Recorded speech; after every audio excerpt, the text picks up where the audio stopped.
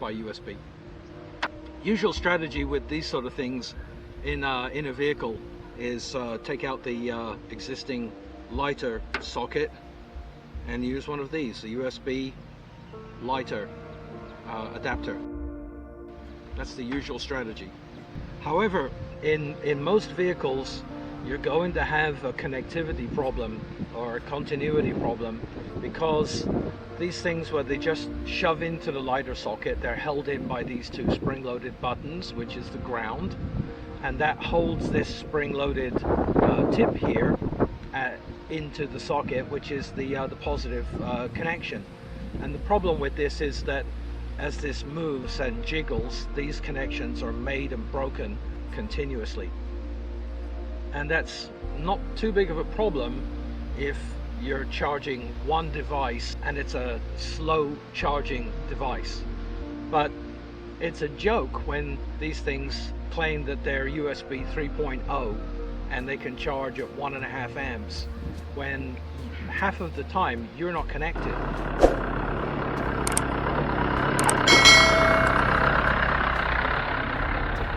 So your problem with these things is that in use, especially in a Jeep, especially something with hard suspension and off-road, is that this thing is just constantly moving and rattling, and then your charge connection is made and broken continuously.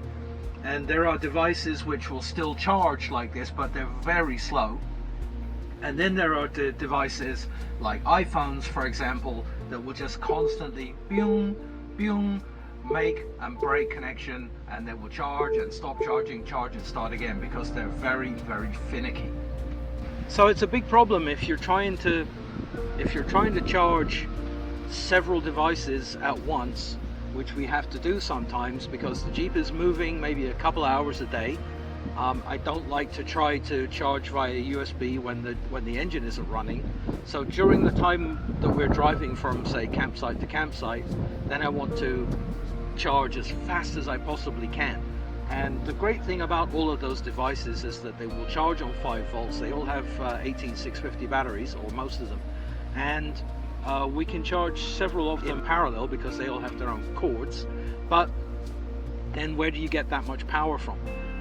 It's not that single cigarette lighter just isn't going to cut it. So I came across this device, which I'm not trying to sell you. This is sold as a motorcycle kit. It's a handlebar clamp, but it's waterproof. It's IP65 rated. It's waterproof. And that then you can hardwire it either directly to a battery or to switch to a power source. And this one has then 2 USB 3 ports, which is great. So then you can run 2 banks of things with like distribution block, or you can charge one iPhone from one port and then run a distribution block from the other one and charge 2 or 3 of those lights at the same time. And it even shows you the battery voltage. And this one I'm especially lucky to find because this one will handle up to 24 volts.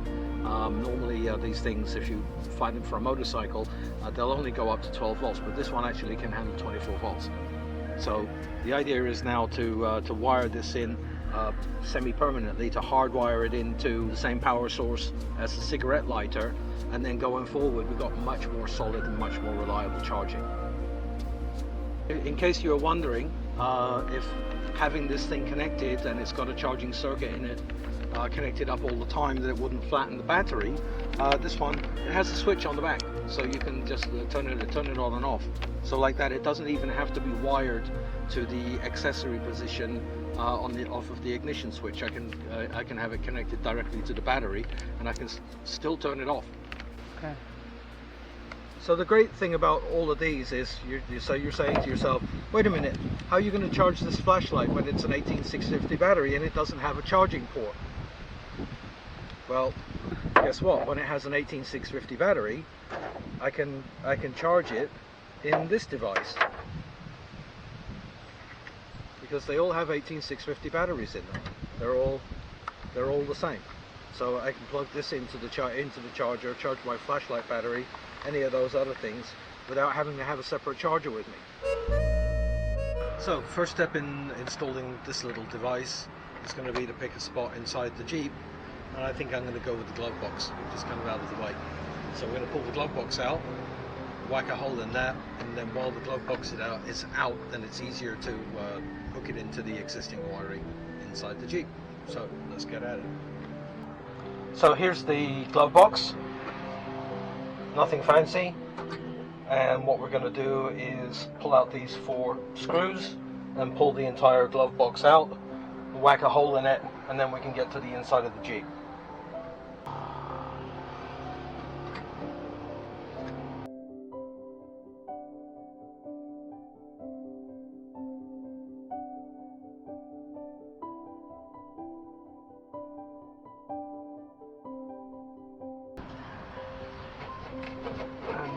The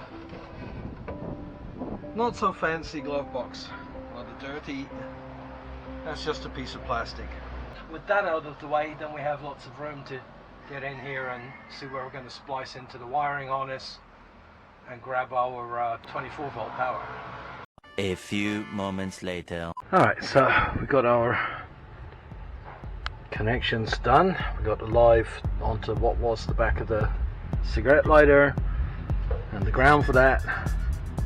So that's hooked up. Now we're there inside, and there we go, we've got power. You see that there? 24. Hey, I'll switch it off. Look. Works like I bought one.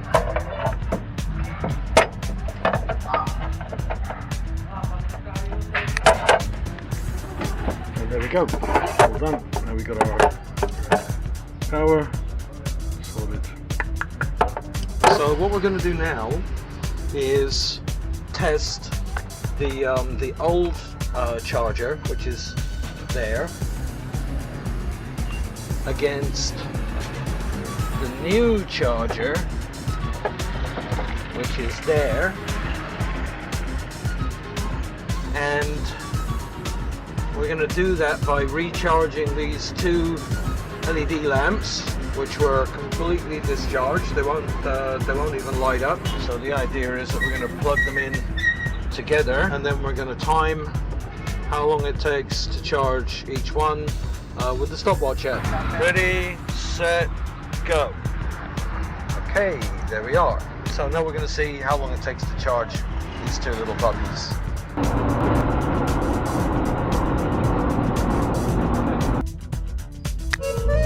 Now we've got one charged, green, and one still charging, red, and guess which is which.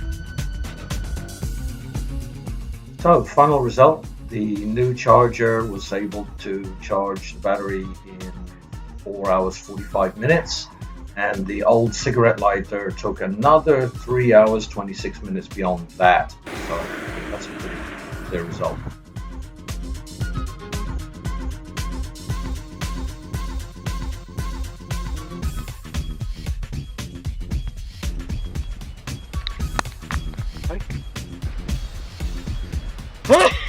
That's not the answer.